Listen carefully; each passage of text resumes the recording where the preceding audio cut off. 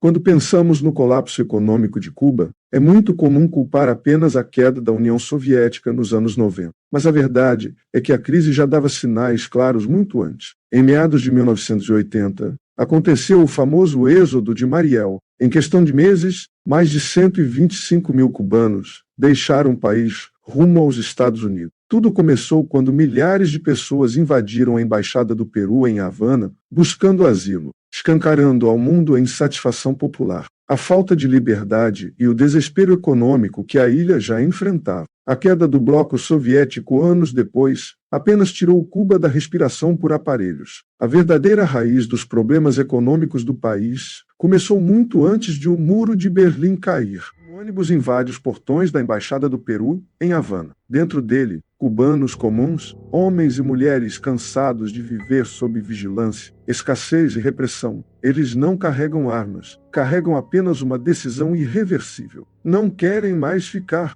O episódio ganha contornos dramáticos quando guardas cubanos são mortos durante a confusão inicial. O governo reage de forma inesperada. Em vez de reforçar a segurança diplomática, retira a proteção da embaixada. O recado é claro, ainda que não declarado: quem quiser sair, que vá. E então, o que era um gesto isolado transforma-se em avalanche. Em poucos dias, milhares de pessoas invadem o terreno da embaixada peruana. Famílias inteiras passam a viver amontoadas, sob sol escaldante, sem água suficiente, sem comida adequada, sem qualquer estrutura. Crianças choram, idosos desmaiam. O mundo começa a olhar. A crise já não pode mais ser escondida. Aquela pequena área diplomática torna-se o retrato de uma nação em ruptura. O governo cubano, pressionado, toma uma decisão histórica. Anuncia que qualquer cidadão que queira deixar o país pode fazê-lo através do Porto de Mariel. É o início de um dos maiores êxodos do continente americano. Entre abril e outubro de 1980, mais de 125 mil cubanos deixaram a ilha. O episódio ficaria conhecido como o Êxodo de Mariel. Homens, mulheres, trabalhadores,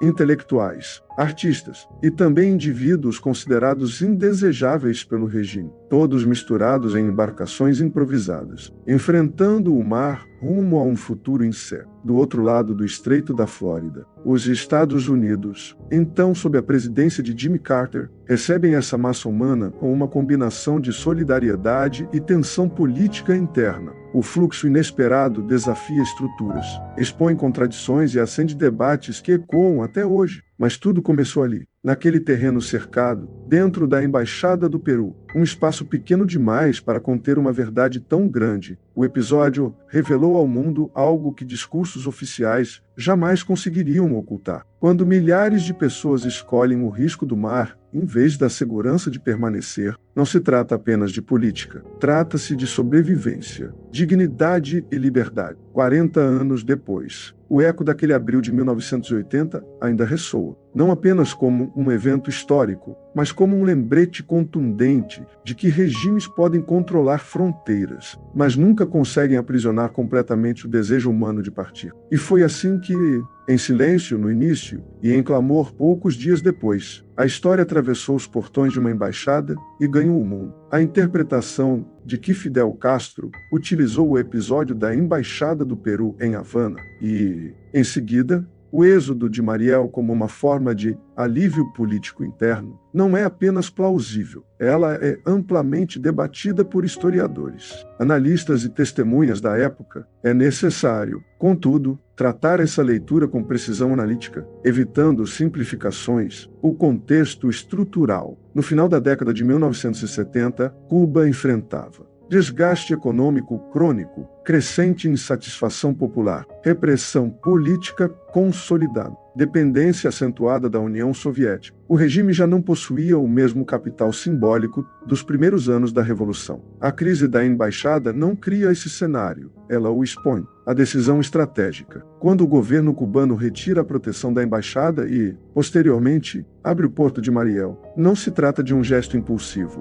Trata-se de uma decisão política calculada ao permitir a saída em massa. O regime reduz a pressão interna imediata, elimina focos de descontentamento ativo, envia uma mensagem dissuasória à população remanescente. Há um elemento clássico de engenharia política: transformar um problema interno em um fluxo externo. a construção do indesejável. Um ponto central dessa crítica está na forma como o governo enquadrou os que partiram. O discurso oficial passou a classificar muitos emigrantes como delinquentes, marginais, elementos antissociais. Essa narrativa cumpria duas funções simultâneas. Internamente, justificava a saída como uma limpeza social. Externamente, buscava constranger os Estados Unidos ao receber esse contingente. Na prática, essa categorização foi profundamente controversa, pois junto a indivíduos com histórico criminal havia trabalhadores comuns, profissionais qualificados, opositores políticos, cidadãos sem qualquer ficha criminal. O cálculo político, do ponto de vista estritamente estratégico, há fortes indícios de que Fidel Castro obteve vantagens imediatas, diminuiu tensões urbanas, esvaziou potenciais núcleos de oposição, reafirmou o controle narrativo interno. Entretanto,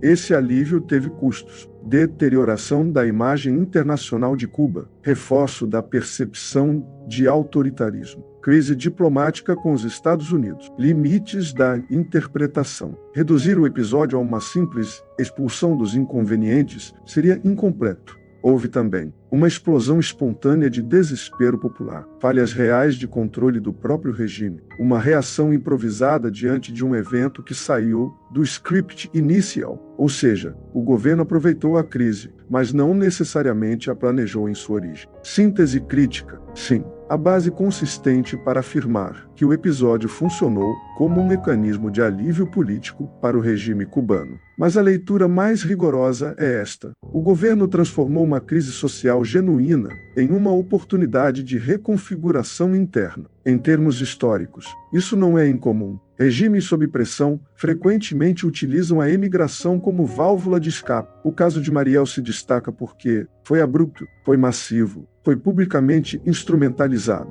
Conclusão: a pergunta central não é apenas se houve interesse político. Sim, houve. A questão mais profunda é outra. Até que ponto um Estado pode redefinir quem pertence à nação quando lhe convém? Em abril de 1980, Cuba respondeu a essa pergunta de forma contundente e controversa.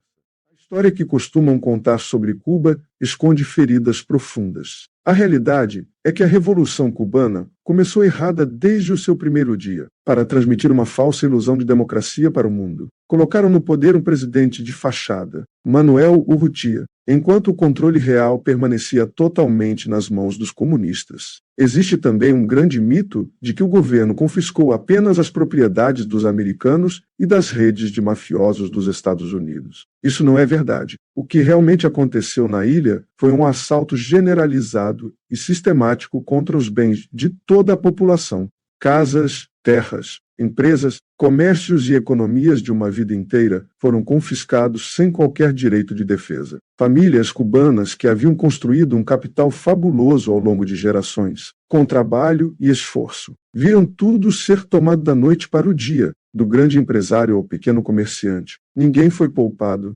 sob o pretexto de justiça social. A revolução destruiu a iniciativa privada, tirou a dignidade do cidadão comum e entregou o patrimônio de um país inteiro para as mãos de uma elite ditatorial. O resultado desse confisco em massa não foi a prosperidade, mas sim o empobrecimento de uma nação inteira, que perdeu a sua liberdade e o fruto do seu próprio trabalho. Você saiu de Cuba e perdeu tudo. Ver mais, você estava saindo de Cuba e você perdeu tudo. Querias ir embora, fugir, procurando liberdade, mas o preço era deixar sua casa para trás e sua dignidade. O regime obrigava você a entregar sua casa com tudo dentro: camas, panelas, leques, até os talheres. Se faltasse alguma coisa, uma colher, não te deixavam sair. Depois vinha a inspeção. Revistaram cada canto como se fosses um criminoso. Se aprovassem, selavam a porta. Aquele selo era sagrado, intocável. Se o quebrasses, perderias a tua saída para o mundo. E depois, sua casa, aquela que você construiu com esforço, era dada a quem eles quisessem. Como se não houvesse história, memórias, nem direito. Sem piedade, sem explicação, sem justiça. Já imaginou essa dor? Muitos não precisam imaginar. Eles viveram isso. E ainda dói. Bens estrangeiros confiscados principalmente dos Estados Unidos. Antes da Revolução, a economia cubana tinha forte presença de capital estrangeiro,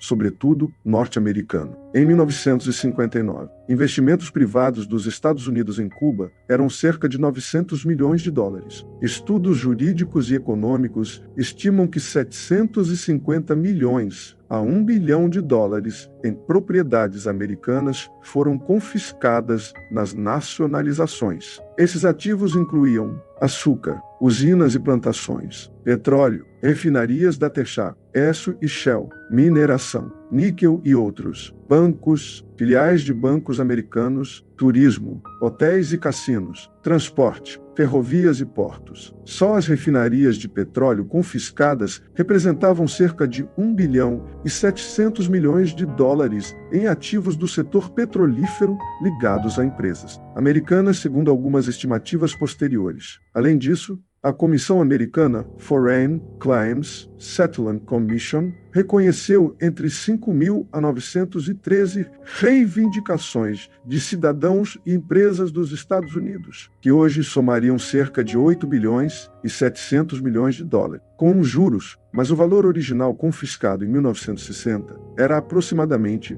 1 bilhão de dólares. Grandes famílias cubanas e oligarquias do açúcar. A Revolução também confiscou praticamente toda a elite econômica cubana ligada ao açúcar, bancos e terras. Entre as famílias afetadas estavam os Tarafa,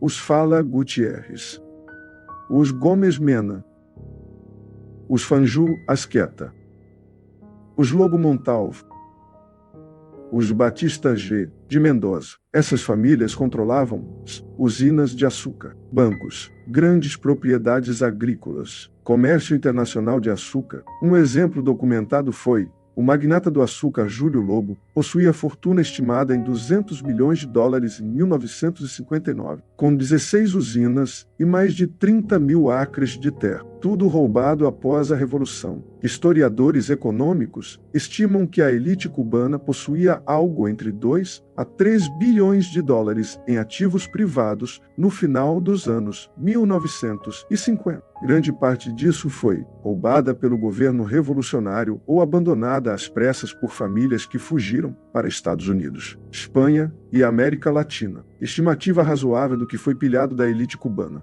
1,5 bilhão a 2,5 bilhões milhão de dólares. Reforma agrária. Terras e usinas. As leis principais. Lei de Reforma Agrária de 1959. Lei de Nacionalização 1960. Nacionalização total da indústria açucareira. Essas medidas transferiram ao Estado centenas de usinas de açúcar, milhões de acres de terra, das empresas agrícolas e industriais. Só as usinas americanas envolviam cerca de 1.800.000 acres, avaliados em 120 milhões de dólares. Mas quando se inclui propriedades cubanas e estrangeiras, o valor é muito maior. Estimativa total confiscada entre 1959 e 1961, somando os principais blocos. Valor equivalente hoje, convertendo para valores atuais aproximado à inflação de 1960 a 2025, 2 bilhões a 4 bilhões de dólares em 1960. Hoje seriam perto de 45 bilhões de dólares atuais. Consequência histórica. Após esses assaltos aos bens particulares, praticamente 100% da indústria pesada e agrícola passou para Fidel Castro usufruir. Cuba tornou-se uma economia estatizada nos moldes Coreia do Norte.